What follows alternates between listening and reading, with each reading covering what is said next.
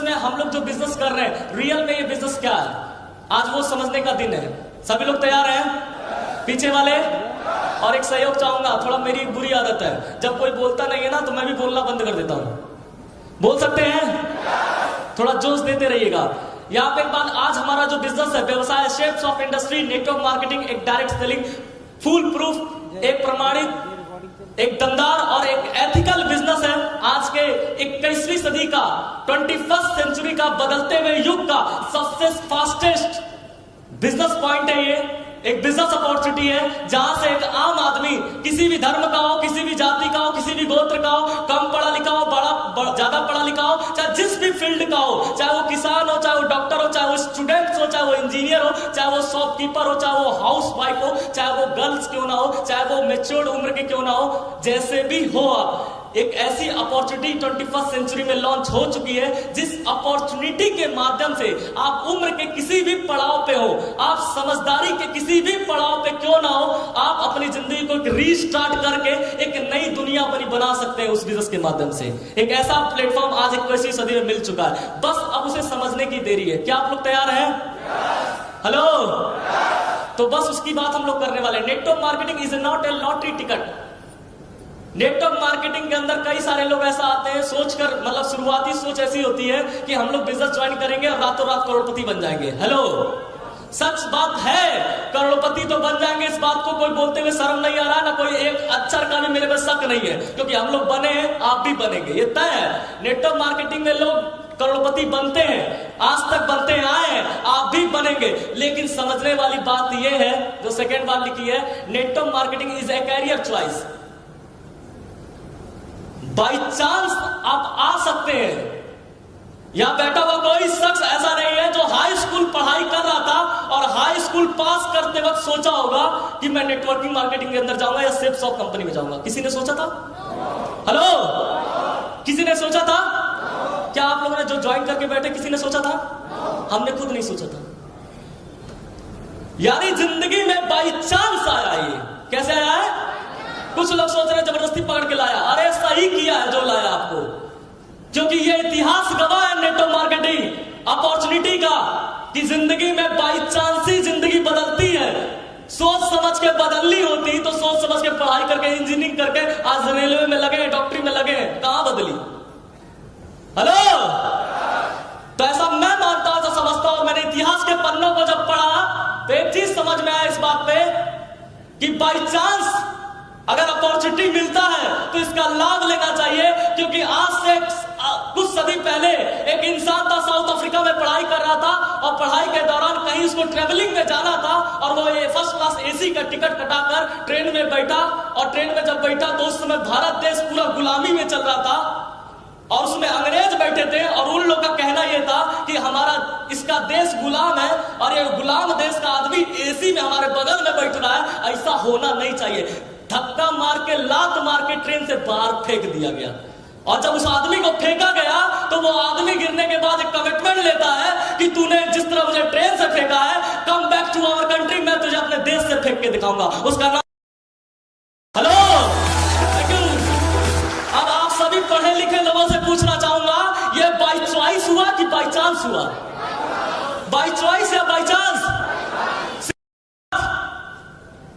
अपनी यात्रा जा रहा था, अपना अच्छे परिवार का, राजा महाराजा घर का अपना परिवार, अच्छा जा रहा था इनॉग्रेशन करने, किसी सभा में जा रहे थे, केवल एक मरते हुए वृद्धावस्था को देख लिया, मरते हुए इंसान को देख लिया, और लास्ट में एक गेरुआ धारण करने हुआ एक इंसान को देख लिया, और वहीं पे सारथी ने बोला यही अंत है, यही सत्य है। वहीं से रथ मुड़ गया और वहीं से निकला, तो 12 साल के बाद बन के लौटा। तो ये बाई चांस है या बाई चॉइस हुआ? बाई चांस ही हो रहा है। तो मेरा ऐसा मानना है, जिंदगी में अगर बाई चांस आपको कुछ मिल रहा ना, तो उसका लाभ तो लेना चाहिए भाई साहब, आपकी भी जिंदगी बदल सकती है। Thank you. लेकिन यहां से आप तो गए हैं, आप ज्वाइन भी कर लेंगे आप, लेकिन ज्वाइन करने के बाद यहां से जो आपका सफर शुरू होगा डायमंड शिप तक का, वो बाई चॉइस होगा, बाई चांस नहीं हो सकता। बाई चांस गलती से आप आ सकते हैं, जबरदस्ती आ सकते हैं, कोई हल्ला गुल्ला देख के आ सकते हैं, लेकिन आप अगर डायमंड तक तो जाएंगे वो थोड़ा बुद्धि और विवेक और विनम्रता और अपलाइन की वजह से से जाएंगे। तो क्या आप लोग डायमंड जाना चाहते हैं?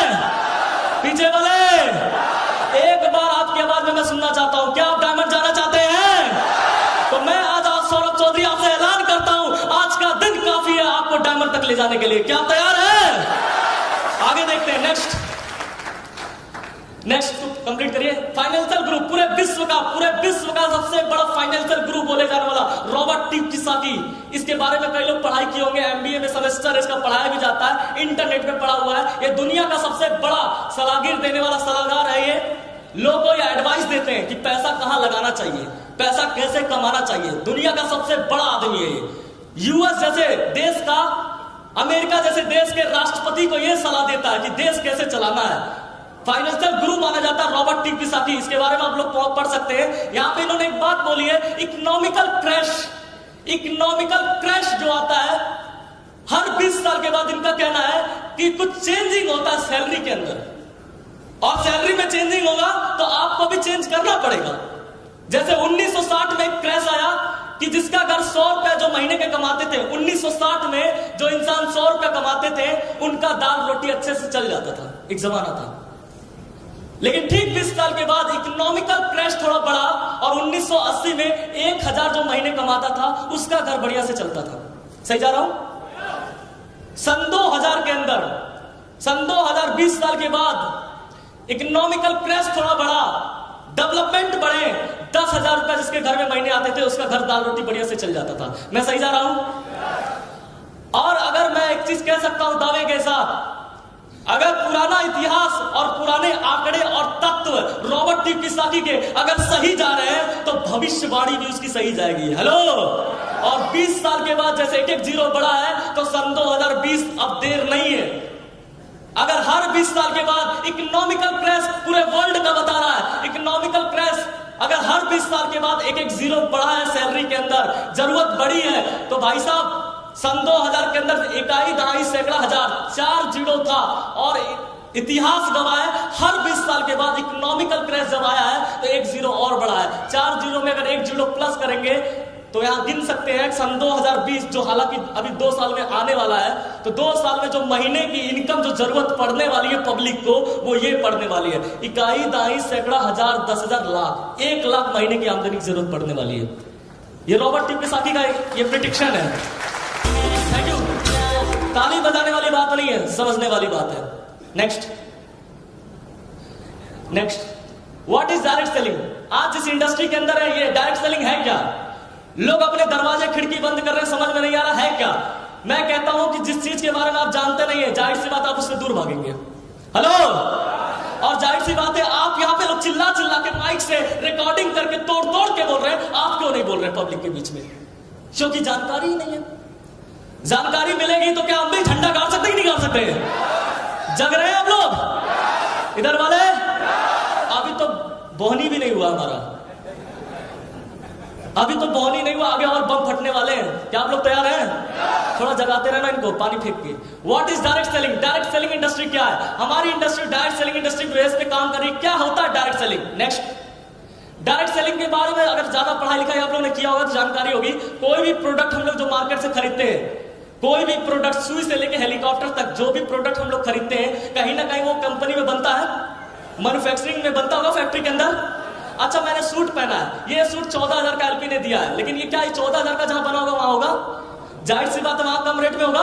तो ऐसा कहा जाता है जहां मैन्युफैक्चरिंग होती है 30 से या 40% की लागत में तैयार होती है, लेकिन कस्टमर तक आते आते 100 आउट चला जाता है, 100 से ऊपर चला जाता है, क्योंकि बीच में कुछ लोग बिचौलिए होते हैं, C&F एजेंट होते हैं, डिस्ट्रीब्यूटर होते हैं, रिटेलर होते हैं, शॉपकीपर होते हैं, और सबसे बड़ा खर्चा जो जाता है प्रोडक्ट पे वो जाता है एडवर्टाइज करने में, विज्ञापन करने में, क्योंकि कोई चीज बन जाएगा तो विज्ञापन के बिना बिकता नहीं है। हेलो। तो अमिताभ बच्चन जो विज्ञापन कर रहे हैं उसका भी पैसा कहीं ना कहीं देना पड़ता है कि नहीं देना पड़ता है?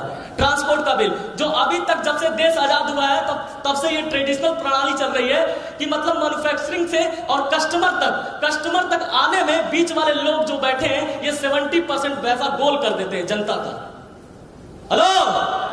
70% पैसा जनता का गोल हो रहा बीच में, क्योंकि बीच वाले जो लोग बैठे हैं जिनके माध्यम से आ रहा है, ये लोग मक्खी मारने के लिए बैठे नहीं है, जाहिर सी बात है कुछ ना कुछ ले रहे होंगे। हेलो।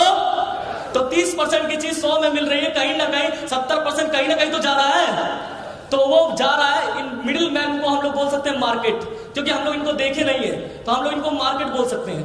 मार्केट में जा रहा पैसा, 30% वाली चीज 100 में मिल रही है, 70% मार्केट में जा रहा है। और यही सारी चीजों को चेंज करके 1972 के एक्ट आईडीएस से, इंडियन डायरेक्ट सेलिंग एसोसिएशन के एक्ट, इसको चेंज किया गया और चेंज करके आज ट्रेडिशनल मार्केट में एक माध्यम बनाया गया, डायरेक्ट सेलिंग को लॉन्च किया गया।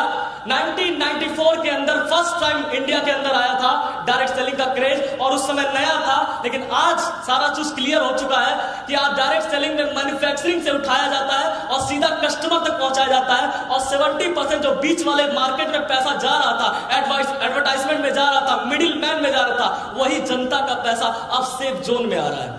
हेलो, अब डायरेक्ट सेलिंग पहला काम ये कर रही है।